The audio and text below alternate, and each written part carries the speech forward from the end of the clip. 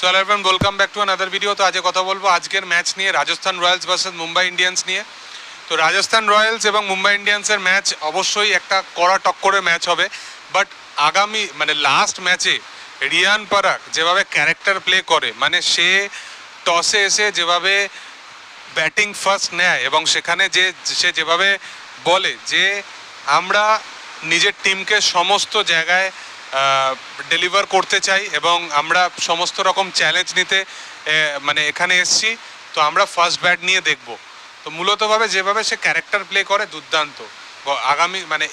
আগামী ম্যাচে মূলতভাবে গুয়াহাটিতে ম্যাচ আছে, মোটামুটি 190 স্কোর প্লাস রান তো হবেই। ফার্স্ট ব্যাটিংয়ে 190 প্লাস যদি স্কোর হয়, রাজস্থান রয়্যালসের যেরকম ব্যাটিং, তারা যদি প্রপার যদি ব্যাটে বলে সব জিনিস হয়ে যায়, তাহলে 220-30 হয়ে যাবে।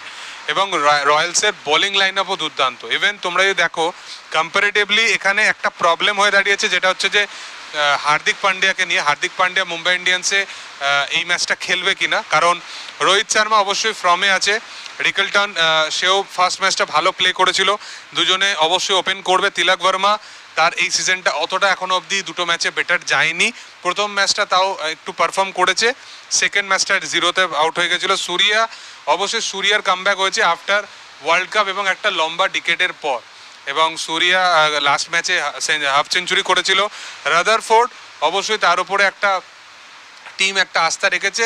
আমার মনে হয় না যে এখনও পর্যন্ত তারা চেঞ্জেসের কোনো দরকার আছে। এবং নমনধীর অবশ্যই লাস্টের দিকে যেভাবে মুম্বাই ইন্ডিয়ান্সে তাড়াতাড়ি উইকেট পড়ে যায়, নমনধীর একটা ভালো প্লে করে। স্যান্টনারও কিন্তু মূলতভাবে স্যান্টনারকে খেলাবে। স্যান্টনার কিন্তু বোলিংয়েও ভালো করেছিল এবং এটার পাশাপাশি ব্যাটিংয়েও কিন্তু 13 বলে 18 রান মতো করেছিল। এবং এগুলোর সাথে সাথে মূলতভাবে কবিন্স বস সেও 4টে বল খেলেছিল এবং 10-11 রান মতো অ্যাড করেছিল।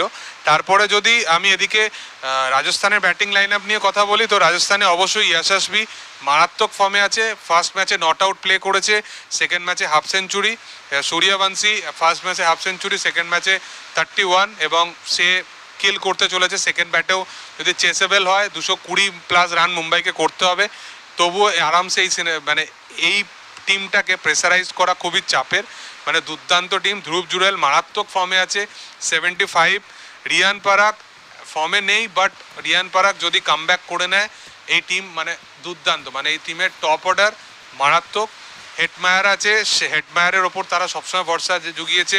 ডোনোভান ম্যাটার করে না, প্রথম 5 জন প্লেয়ার, এদের মধ্যে একজনও যদি চলে যায় পরবর্তী টাইমে, ডোনোভান, জাডেজা এরা যদি পরবর্তী টাইমে আসে, বা জোফরা, 6-7 অবধি কিন্তু প্রপার ব্যাটিং লাইনে বাজে। কোনো টাইমে যদি 190 স্কোর প্লাস যদি করে দেয়, 18-19 ওভারে যদি টিম গিয়ে ফেসে যায়, সেখানেও কিন্তু এখানে ব্যাকআপ দেওয়ার মতো কিন্তু প্লেয়ার আছে। ইভেন যদি বোলিং লাইন আপও দেখো, সেখানেও কিন্তু রাজস্থান রয়্যালস কোথাও কি এগিয়ে আছে।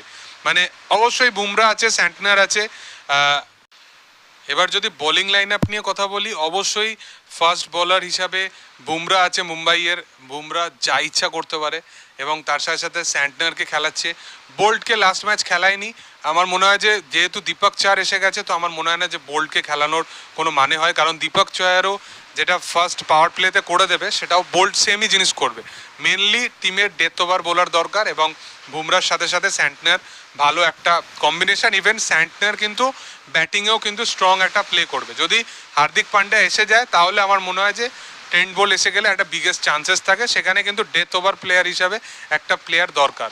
মার্কান্ডের ওপরে সেইভাবে ভরসা জোগাতে পারবে না। ইভেন যদি তোমরা দেখো যে থ্রু আউট যদি মুম্বাই ইন্ডিয়ান্স যেভাবে খেলেছে, ফার্স্ট ম্যাচ তারা খুব ডমিনেট করেছিল, সেকেন্ড ম্যাচটা কিন্তু তারা সেইভাবে ডমিনেশন রাখতে পারেনি। হার্দিক পান্ডিয়ার একটা কিন্তু খামতি কিন্তু কোথাও গিয়ে ধরা পড়েছে এই টিম। এর পাশাপাশি যদি রাজস্থান রয়্যালসের দেখি, তাহলে জোফরা এবং সন্দীপ শর্মা, এক একটা যে বোলার আছে, তারা কিন্তু নিজের জায়গায় দুর্দান্ত। ইভেন রিয়ান পরাগও কিন্তু মাঝে মাঝে এসে বল করে, সে হয়তো দিফাইতি হয়, বাট আলটিমেটলি সেও কিন্তু বেটার কিছু ডেলিভার করে যায়। জাদেজা ইটসেলফ আছে। তো এই টিমের কোথাও গিয়ে বোলিং লাইন আপ কিন্তু খুব স্ট্রং। আমার মনে হয় এখনও পর্যন্ত রাজস্থান রয়্যালস যেভাবে ক্যারেক্টার প্লে করছে, যেভাবে টিমটা দুর্ধর্ষভাবে এগিয়ে এসছে, রাজস্থান রয়্যালস আজকের ম্যাচে মুম্বাই ইন্ডিয়ান্সের ওপর ভারী পড়বে। যদি মুম্বাই ইন্ডিয়ান্স এই ম্যাচ জেতে, তাহলে ফার্স্টে তাদের ব্যাট করে মোটামুটি ফার্স্ট ব্যাটিংয়ে আমার মনে হয় ফার্স্ট ইনিংসে তাদের মোটামুটি 210+ তো স্কোর করতেই হবে, এবং সেখানে বুমরার এবিলিটি এবং দীপক চাহারের ফার্স্ট মানে যেটা কাজ হবে পাওয়ার প্লেতে তার 2 থেকে 3টে উইকেট নেওয়া।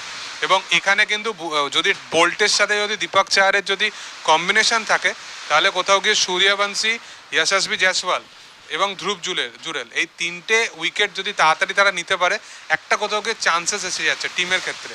অবশ্যই অপোজিট টিমে যদি চেজেবল হয় 220+ যদি স্কোরও করে দেয়, চেজের জন্য কিন্তু তারা মানে করে দেবে, কারণ জোফরা যতই থাক, বাট রোহিত শর্মা, রিকেলটন, হার্দিক, তিলক, সূর্যা এরা যদি ফর্মে আসে, তাহলে এদের চেয়ে বেটার কোনো টিম হতে পারে না। তো বিশাল একটা কড়া টক্কর, বাট আমি 60-40-তে যদি রাখি রাজস্থান রয়্যালসকে আমি একটু এগিয়ে রাখবো। তোমাদের কি বক্তব্য অবশ্যই সেটা কমেন্টে জানিও। ভিডিও ভালো লাগলে অবশ্যই লাইক করো, শেয়ার করো, সাবস্ক্রাইব করো চ্যানেলটি, এবং পাশে থাকা বেল আইকনটা অবশ্যই প্রেস করো। Thank you all, by.